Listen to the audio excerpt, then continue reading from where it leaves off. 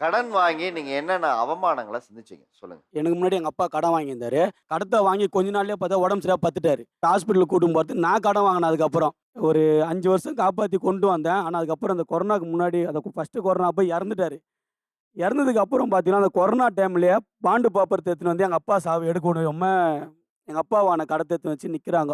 அந்த கடத்த வாங்காம இருந்தான்னா நான் நல்லா இருந்திருப்பேன்னு நினைச்சேன் சார். ஏன்னா நான் வாங்கின கடன் ரூ. 3,00,000 தான். எங்க அப்பா ஒரு ரூ. 3,00,000 ரூ. 6,00,000 அடிக்கிறதுக்கு அவ்ளோ கஷ்டப்பட்டேன் சார். இப்பதான் சாவு எடுக்க விடுவோம்ன்னு சொல்லிட்டு ஒரே பிரச்சனை. சேர்ந்து வந்து நான் சொன்னேன், "அந்த கடத்துக்கு நான் பொறுப்பு.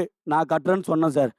சொல்லிட்டு என்ன பண்ணேன், அங்கேருந்து கிளம்பி சென்னைக்கு வந்துட்டேன். சென்னையில வந்து ஆ எல்லா வேலையும் செஞ்சேன். கரிகால்ல ரூ. 30 சம்பளத்துலேருந்து வேலைய ஆரம்பிச்சேன் சார். அதுக்கப்புறம் பார்த்தீங்கன்னா, கோயம்பேடு மார்க்கெட்ல மூட்டை தூக்குவேன். எங்க அப்பா வாங்கின கடன், நான் வாங்கின கடன், எங்க அம்மா எனக்கு கல்யாணத்துக்கு வாங்கின கடன் எல்லாத்தையும் அடைச்சிட்டேன் சார்.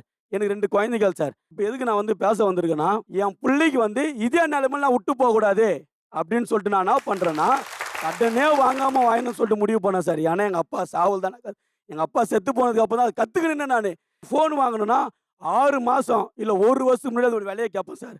1 வருஷம் வரைக்கும் சிறுவு, சிறுவு, சிறுவு சேர்த்து வைப்பேன் சார். அந்த ஃபோன வாங்குவேன்.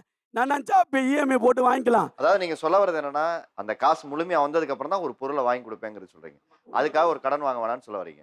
ஏன் நான் கடன் வாங்கலாம்? அன்னைக்கு நான் பட்ட குனிஞ்சு நின்ன ஒரு விஷயத்த நாளைக்கு என் பையன் நின்றுக்கூடாது சார். கடன் வாங்கியதனால் நீங்கள் பட்ட அவமானங்கள் என்ன? கணவரால நான் கைவிடப்பட்ட பொண்ணு நான்.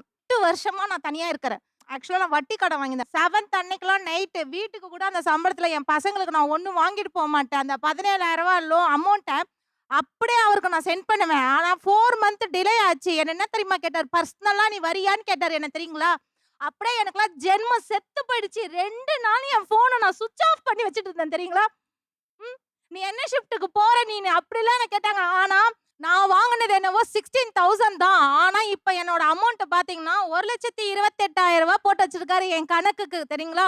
அந்த அசலுக்கு ஒரு வட்டி, இந்த அசலுக்கு ஒரு நான் வட்டி கட்டுறேன் பார்த்தீங்களா? அதுக்கு ஒரு வட்டி போட்டு, அது ஒரு அமௌண்ட்டா போட்டு ரூ. 1,28,000 நான் வச்சிருக்கேன் நான் அக்கவுண்ட்.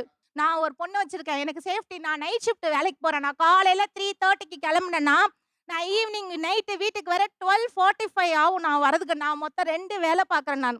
ஒரு ஆஃபீஸ்ல ஒர்க் பண்ண அமௌண்ட்டு அந்த அண்ணனுக்கு லோன் கட்டுவேன். 1 வாங்குறத நான் கடன் கட்டுவேன் சார். கடன் வாங்குறதால கஷ்டம் அப்படின்னு சொன்னாங்க. அப்ப கடன் வாங்காம இருந்தா அந்த கஷ்டம் போயிடுமா? அப்படிதான் நம்ம யோசிக்கணும். ஆனா, அடுத்த லெவலுக்கு இப்போ போனோம்னா, அந்த கடன எப்படி பார்க்கணும் அப்படின்னா, அது ஒரு படிக்கட்டு மாரி நம்ம யூஸ் பண்ணிக்கணும் அந்த கடன. கடன் வாங்குனதால நான் கஷ்டப்பட்டுட்டேன் அப்படின்னு சொன்னா, நம்ம தேவைக்காக தான் வாங்குறோம். அங்க கஷ்டம்ன்றதே கிடையாது. அது பிளான் பண்ணோன்றத தான் எல்லாருமே சொல்றோம்.